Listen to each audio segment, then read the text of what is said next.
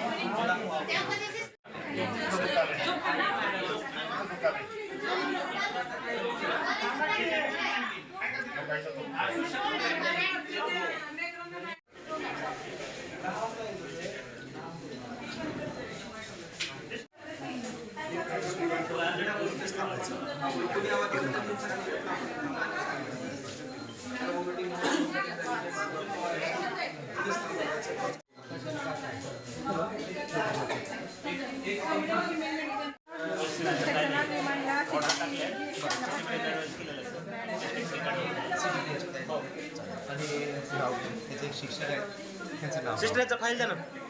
आता paper pad लावतो हो सर.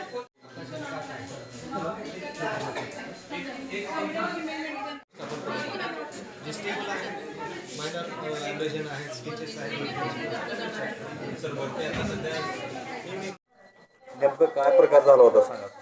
नेमकं काय नाही, आम्ही निवासी मुकबधीर विद्यालय उमरगा इथून सिव्हिल हॉस्पिटलला श्रवण यंत्रासाठी एक शिबिर होते, त्यासाठी निघालो होतो.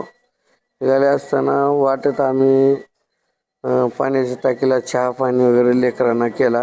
सगळे लेकरं बसवले. तिथून निघाल्यानंतर सरळ आम्ही येत असताना साईडनं आमच्या राईट साईडनं एक कंटेनर जात होता. मग कंटेनरच्या लेफ्ट साईडनं आम्ही जात होतो. मोठा रोड होता 3 पदरी.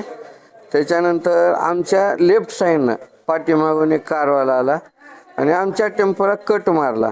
कट मारल्यावर आमच्या ड्रायव्हरनं गाडी राईट साईडला दाबल्यानंतर पुढं जो कंटेनर होता त्या कंटेनरला धडकली आमचा टेम्पो धडकला आणि बॅलेन्स सुटलं ड्रायव्हरचं आणि राईट साईडच्या खड्ड्यामध्ये जाऊन गाडी पडली. 35 विद्यार्थी होते, 7 कर्मचारी होते. गाडी कुठली होती काय? गाडी टेम्पो होता. टेम्पो 907. कोणता त्याच्या काय कोणता पकडला? आमचा पलटी झाला, पण आमच्या पुढचा कंटेनर तो थांबलता. आता आम्ही इकडे ॲडमिट झालो, गेलाय का कसं माहिती नाही. आणि जो कारवाला होता तो पण पळून गेला. तुम्हाला इथं कोणी आणलं? आम्हाला ॲम्ब्युलन्स आणली सिव्हिल 108. गाडीचा नंबर वगैरे काय आहे का? नाही. आम्ही सगळे खाली पडलेलो होतो. आम्ही कोण बघणार, पब्लिक बघितली असेल. मी लवकर आहे कालिदास भगवान, तिथे कला शिक्षक आहे. असे शिक्षक किती होते गाडीमध्ये? 2 शिक्षक, 4 शिपाई होते. एक मुल काय विद्यार्थी होत्या काय? हा, मुली होत्या. 17 मुली होत्या. 17, 18, 19 मुली होत्या आणि 20 मुलं होते जवळपास. महिला कर्मचारी कोण होते? एक होते लेडीज, स्वयंपाकीन होती एक बाई. हो.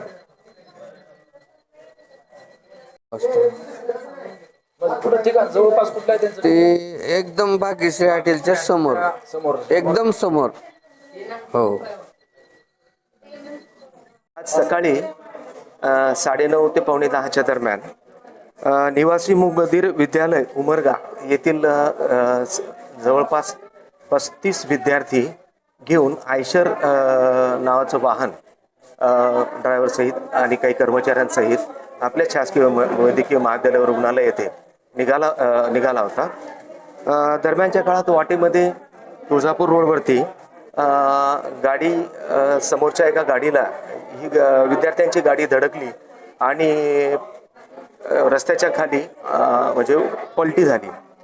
तर त्यामुळं तिथून लागलीच तुळजापूरचे वैद्यकीय अधीक्षक यांनी मला आणि माझ्या डॉक्टरांना संपर्क साधला आणि आम्ही इथं तात्काळ सर्व विद्यार्थी येण्याच्या आधीच व्यवस्था त्यांची ट्रीटमेंटची व्यवस्था करून ठेवली होती. आता इथं आलेल्या विद्यार्थ्यांपैकी एक विद्यार्थी गणेश लिंबोळे याचा एक छोटासा हाताचा फ्रॅक्चर आहे आणि दुसरा विद्यार्थी ड्रायव्हर एक थोरात नावाचे जे ड्रायव्हर आहेत त्यांच्या डोक्याला थोडंसं मार लागलेला आहे, पण ते धोक्याबाहेर आहेत दोघंही. एक विद्यार्थी आहे नोमान शेख, त्याच्या डोक्याला थोडंसं मेंदूला धक्का लागलेला आहे. त्याची तपासणी झाली आणि CT स्कॅनसाठी आणि बाकी गोष्टीसाठी ट्रीटमेंटसाठी आपण त्यांना ICU मध्ये घेतलेले आहेत.